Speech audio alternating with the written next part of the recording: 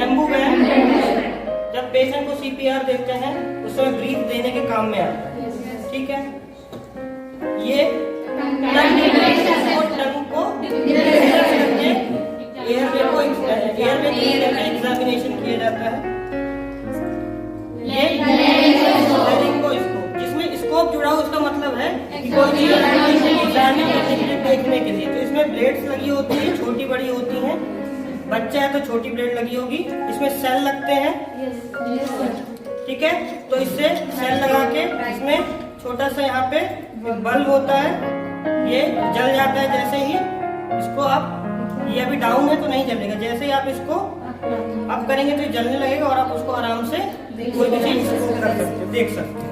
Next proctoscope है। क्या examine किया जाता है?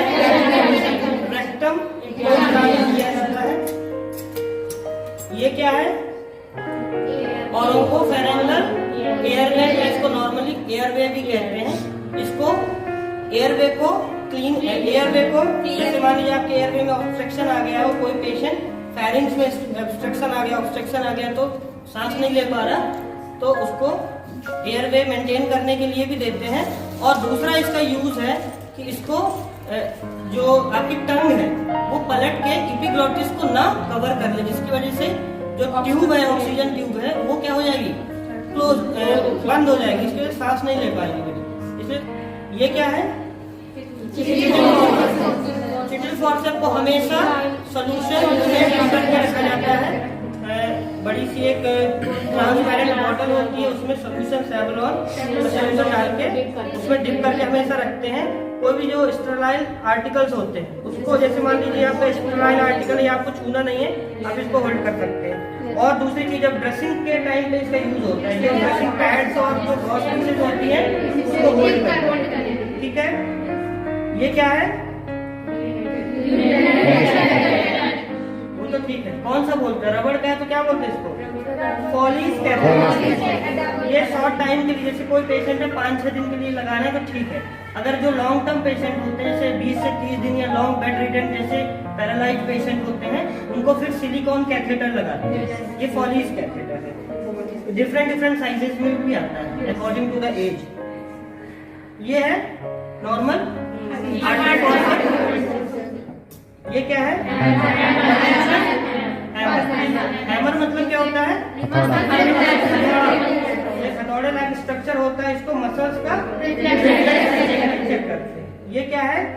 डीपी होल्डर, जिससे हम इंसिजन देते हैं। मान लीजिए कोई स्किन कट करनी है तो आप डायरेक्ट ब्लेड पकड़ के कट नहीं करते हैं, इसको यहाँ पे स्पेस होता है, उसको इसमें फंसा, उसका ब्लेड का जो स्ट्रक्चर है वो ऐसा बनाया जाता है कि इसमें इजीली तरीके से वो फिक्स हो जाती है और इसको पकड़ के इंसिजन देते हैं। नॉर्मल सीजर, ठीक है। ये क्या है? इंसुलिन सिरिंज है। मोस्टली सबक्यूटेनियस टिश्यूज में जो इंजेक्शन देते हैं उसमें यूज होता है। ये क्या है? मतलब नेजल कैविटी में इसको फंसा के क्या करते हैं? इंजेक्शन करते हैं, इसलिए इसको नेजल स्टेथोस्कोप बोलते हैं। ये पता है? स्टेथोस्कोप, स्कोप मतलब स्टेथोस्कोप मतलब सुनना, हार्ट बीट सुनना या कोई भी बॉडी का साउंड सुनने के लिए इसको यूज करते हैं।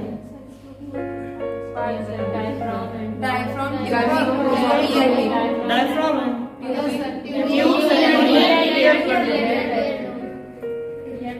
नॉर्मल प्लास्टिक सिरिंज है। डिस्पोजेबल सिरिंज आप बोलेंगे, सिरिंज मत बोलिए इसको डिस्पोजेबल वन टाइम यूज है। Kidney tray, why we call this kidney tray? Because its shape is a kidney, हर शेप में आता है। इसका शेप कितना है? 200 मिलीमीटर, ठीक है। अलग अलग डिफरेंट साइज के। पहले के जमाने में ये किसके बने होते थे? इसके बने हुए, ठीक है, चीनी मिट्टी के, ठीक है। ये क्या है? ऑटोस्कोप। क्या सुनते हैं इससे? ईयर का एग्जामिनेशन या उसका साउंड सुनने के लिए। ये क्लैंप करके रखते हैं। अब ये डिफरेंट साइजेस के क्या है? कलर कोडिंग मालूम है कैनुला की? ब्लू 22, 22 गेज का होता है, मोस्टली पीडियाट्रिक बच्चों के लिए होता है। इससे एक और छोटा होता है येलो जितना नंबर बढ़ेगा छोटा होता है। तो न्यू नेट्स के लिए 24 लगाते हैं येलो, फिर थोड़ा उससे बड़े बच्चे होते हैं उसके लिए 22 ब्लू, फिर आता है ये क्या है कलर साइज 18। ठीक। हाँ, जैसे रैपिडली किसी को देना है, बहुत जल्दी रैपिड फ्लूइड देना है या इमरजेंसी कंडीशन में, तो फिर ये क्या है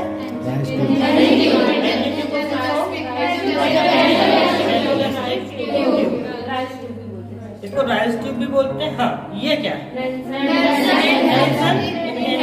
पहले के जमाने में, अभी तो अब इलेक्ट्रॉनिक्स इनहेलर आ गए हैं। पहले के जमाने में क्या होता था, ये वाला इनहेलर यूज करते थे, ये नेल्सन इनहेलर बोलते हैं, पूरा चीनी मिट्टी का बना हुआ है। करते क्या है, इसमें देखिए कॉर्क लगा हुआ है, ठीक है, इसमें वार्म वाटर और उसके साथ मेडिसिन, फिर इसको क्या कर देते थे कैपिंग करके, यहाँ पे एक प्लास्टिक की ट्यूब होती है और उसको ऐसे करके पेशेंट को इनहेल करते हैं। ठीक है, यहाँ से इनहेल माउथ से, और यहाँ से कुछ गैस निकलती है वो इसके ऊपर इसको ऐसे कपड़ा ढक के ऐसे करके, तो ये नाक से भी कुछ पोर्शन यहाँ से।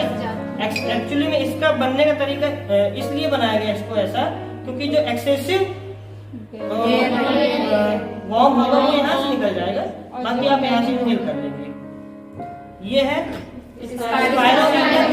स्पायरोमीटर। मोस्टली एक एक्सरसाइज होती है, ब्रीदिंग एक्सरसाइज करने के लिए यूज करते हैं। जैसे मोस्टली जो ट्यूबरक्लोसिस पेशेंट या अस्थमा पेशेंट या पोस्ट कोविड पेशेंट होते हैं ना, उनके लिए ये बनाया जाता है। इससे क्या है, लंग्स की कैपेसिटी इंटेंसिफाई होती है। ये है एम्बू बैग। दो तरह से यूज होता है, दो जगह यूज होता है। मान लीजिए एक तो आपके पास ऑक्सीजन सिलेंडर अगर नहीं है तो आप नॉर्मली इसको यूज करते हैं। आपको पता है सीपीआर में 15 कंप्रेशन के बाद एक यूज लेते हैं, या 15 कंप्रेशन के बाद फर्स्ट एंड 30 कंप्रेशन के बाद 2। अगर आपके पास ऑक्सीजन सिलेंडर है तो आप इसका कनेक्शन ऑक्सीजन सिलेंडर से करेंगे, तो वहां से फ्रेश ऑक्सीजन भी पेशेंट को मिलेगी।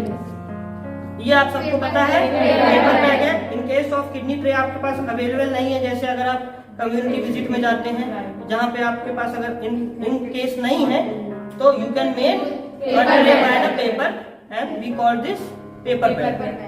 इसको रखने का तरीका ऐसे होता है, ठीक है। जो भी वेस्टेज है वो यहाँ पे आप इसको डाल सकते हैं।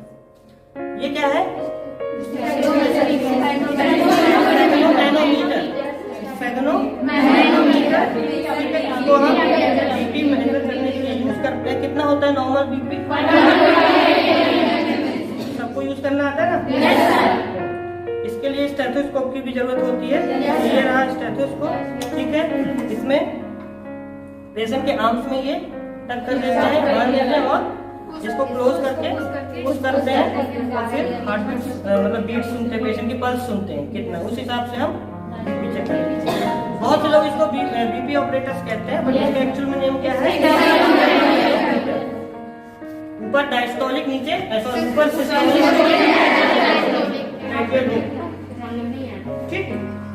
और थर्मामीटर, प्रोक्टोस्कोप, एयर बैग, टंग प्रेशर, लैरिंगो या लैरिंजो? लैरिंगो या लैरिंजो? ठीक। बाकी और कुछ?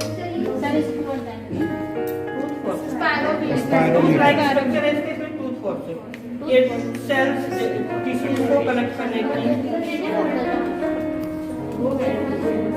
बीपी होल्डर, बीपी वो बीपी नहीं, इसका नाम है। ये नेल्सन इनहेलर। और कुछ समझ में आ गया? Yes sir.